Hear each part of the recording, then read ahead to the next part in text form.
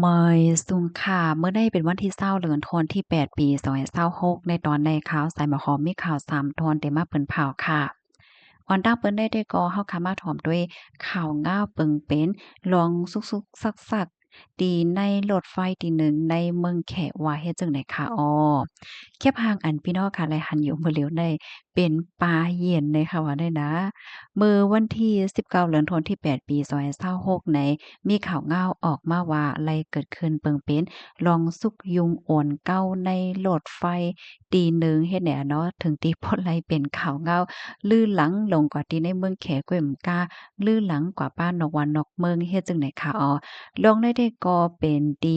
รถไฟไต้หลินสาย2เว้งหนานจิงเมืองแขค่ะเป็นกว่าเมื่อวันที่17เดือนธันวาคม8ปี2026เนี่ยอ้อว่ายหลังเซปลาเย็นปลาไหล ตั้งปอตอนพี่น้องเขาห้องสังคันหั่นตั้งค่าเขาได้ก็ห้องว่าปลาเหยียนเนี่ยเนาะตั้งนำตั้งหลายเป็นหลาย10โตวค่ะนะหลุดออกมาตีทางพลาสติกเสียก็ได้ไหลลงกว่าซัมบ่คนสิ้นสารลงกว่าเสียงหมดเนี่ยค่ะกำในกดออกข้าวตั้งหลายๆก็ได้ก็จอยกันยอบปลาเหย็นได้กันนะก้วยกะว่าปลาเหย็นเนี่ยมันซ้ำมึนแหวก็ไวค่ะเนาะมันก็เลินกว่าไวหนาในแลแต่แต่ทิ้งยอกมันเลยก็ง่ายเป็นรองตั้งหยับลงไว้เฮ็ดจั่งใดคะนะมางโตเนี่ยก็กว่าซ่อนไว้อยู่ที่ไตตีนนางห้ากว่าซ่อนอยู่ไว้ที่อันเปิ้นจังยับเขาไหล่ห้าไหลจั่งใดค่ะเนาะ เอากว่าเอามาไหนติในรถไฟติในนั้นก็ซำเป็นอันก้นออกข้าวตั้งเขาก้นขี่รถไฟเขาได้ยอบป๋าเหย็นซัมบ่สุกซักซวนสิ้นสารนองกว่าเสียงมดได้ค่ะเนาะหมานจื้อก็โกหมานจื้อก็โขเฮ็ดได้ค่ะว่าได้ดาไว้หลังเสคลิปวิดีโออันได้เปิ้นแพร่กว่ายาวค่ะเนาะก็มีคนตั้งนำตั้งหลายมีความถามมันขนาดเนาะว่าเฮียงปลาเหย็นนำหลวงพ่อฐานได้ใน มันลัดผ่านตีอันเจ้าหน้าที่เขาไปกดทัดอ่อนตั้งตีเดขึ้นรถไฟนั่นไล่จึงหือเนี่ยค่ะเนาะย้อนก็เพราะว่าที่เมืองแขได้บ่ว่าเฮาคากว่าตีตารถไฟยาวค่ะเนาะเฮาคาเด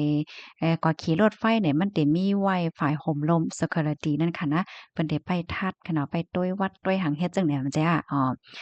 มันหือผ่านก่อลายเนี่ยค่ะว่าข่าวยามสืบมาแหน่ตั้งฝ่ายรถไฟใต้ลิ้นนานจริงค่ะเนาะเพิ่นก็ออกมาลาดว่า อันซัดน้ำเนาะปลาเย็นเนี่ยเป็นซัดน้ำซัดน้ำอันว่าในไหนแต่ไลเอาใส่ในถังในแอบในปุ้งอันที่ผามันปิกไว้หยี่ๆนั่นน่ะเนาะหนังหือ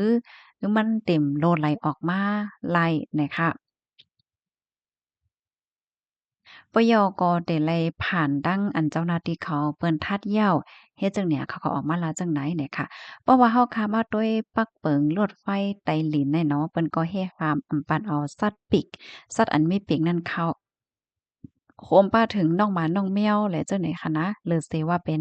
น้องหมาอันใดตั้งและน้องหมาก้นซึกน้องหมาปลิกเขากันนั่นก้วยที่เปิ้นปันขว้างเฮ็ดจังไหนออกตอนตาสัตว์น้ำอันตึงมีสายใจอยู่นั่นแต่ก็เขาอำไลห้ามไว้กำซื้อค่ะนะก้วยเขาว่าแต่ไลแฮ่กังลีลีน่ะเหอมันเต็มหลุดออกมาเฮ็ดจังได๋นั่นน่ะเนาะเอ่อก้อยกะว่าปอกกำไลได้ก็หลุดออกมาเหย้าเฮ็ดจังได๋คะนะอะโหลยพี่น้องคะด้วยแค่พังคะโลติงยอกแหลมีเป็นหลายสิบโตนี่ค่ะเนาะ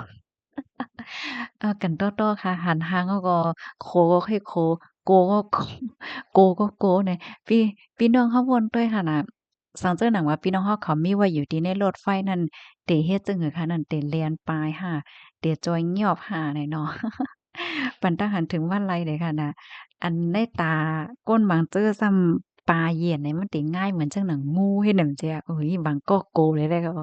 มึงรู้ว่าเฮอยาวเฮ็ดแนวเนาะ อ๋อค่ะปันตั้งหันถึงว่าไรเนี่ยค่ะข้อมูลตอนแรกคาลิปีมาที่ห้องการข่าวว่าฟอร์ลำต่างไว้เนี่ยค่ะลูกดีข่าวง่าวโหนในเสียและกำในเฮามาถ่อมด้วยข่าวง่าวเที่ยงตอนหนึ่งค่ะ ผู้มีน้ำใจจอยเทียมซอกติ้นนะคะว่าเมื่อวันที่10ข่าวเงาอันนี้ออกมาเมื่อวันที่19ค่ะเนาะเมื่อวานนี้ค่ะลองตั้งมันได้ก็เป็นก็เมื่อวันที่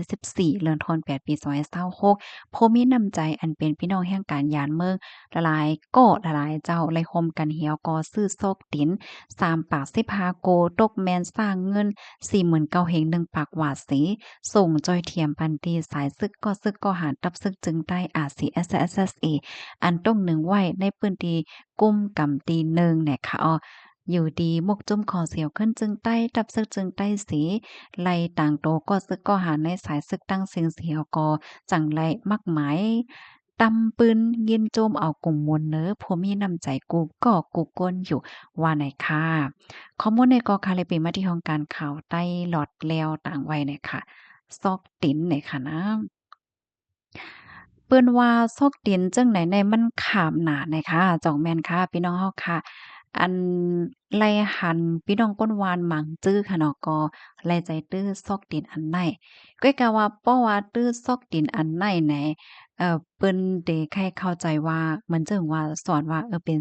ป็นซอกดินของก็ซึกก่อหารเฮ็ดจั่งเนี้ยเนาะก้นวานหมังก็เปิ้นก็เกียกใส่ ก้นวันเพิ่นก็ว่ามันขำแลเจือกใสเฮ็ดจั่งใดนะพี่น้องเขาฮาบถอมยามหันถึงจังหือพวงนี่ค่ะเนาะก็บรรดาหันถึงมาลัยค่ะลูกดีข่าวเงาโฮได้เสิแลกำในเฮาค่ะมา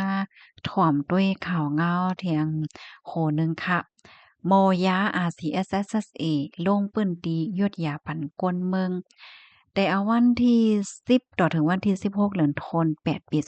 2026ได้เข้าตั้ง7วันในอยู่ดีภูมิพลย้อนนำค่ะอยู่ดีภูมิพลพรฝ่ายป้ายอยู่หลี RCSSA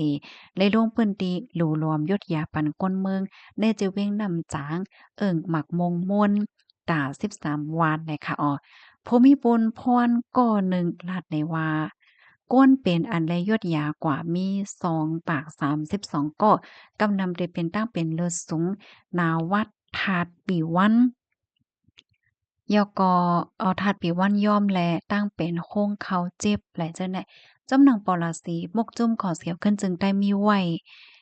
หวปกป้องพระวาก้นเมืองไหนนั่นอำว่าฝ่ายป้ายอยู่หลีฝ่ายป้ายปิงหยาฝ่ายกันปกป้องในก็ไล่อ่อนกันเฮ็ดสร้างมาอยู่เนี่ยค่ะข้อมูลตอนนี้ก็คาเลยเป็นมาที่ห้องการข่าว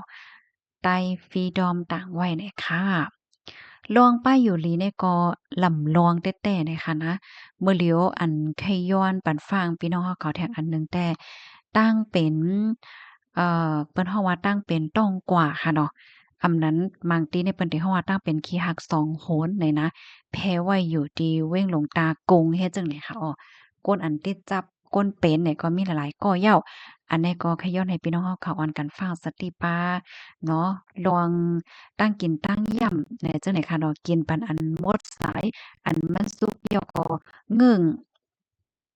ตั้งกินอันที่ไหวหึงหวะสังหวะเจ้าไหนเนี่ยค่ะอันในลองตั้งไล่หัวย่อยย่ำมันก็เดี๋ยวมาเป็นพี่น้องเฮาคาเนี่ยค่ะพออันแค่ย้อนละในพ่องย่ำเหลวในแต่ก็เกี่ยวกับเลยลองอาหาราตั้งกินค่ะเนาะตั้งกินที่มันเหลือไว้กินเซงเนี่ยก็โหมไว้นะเหือเมี่ยงม่วนเตมันจังมาตอมหว่าสังหวะเจ้าไหนเฮ็ดไหนค่ะนะยินจมูกก็ที่รับพร้อมปานแห้งค่ะเอาไว้ส่งค่ะ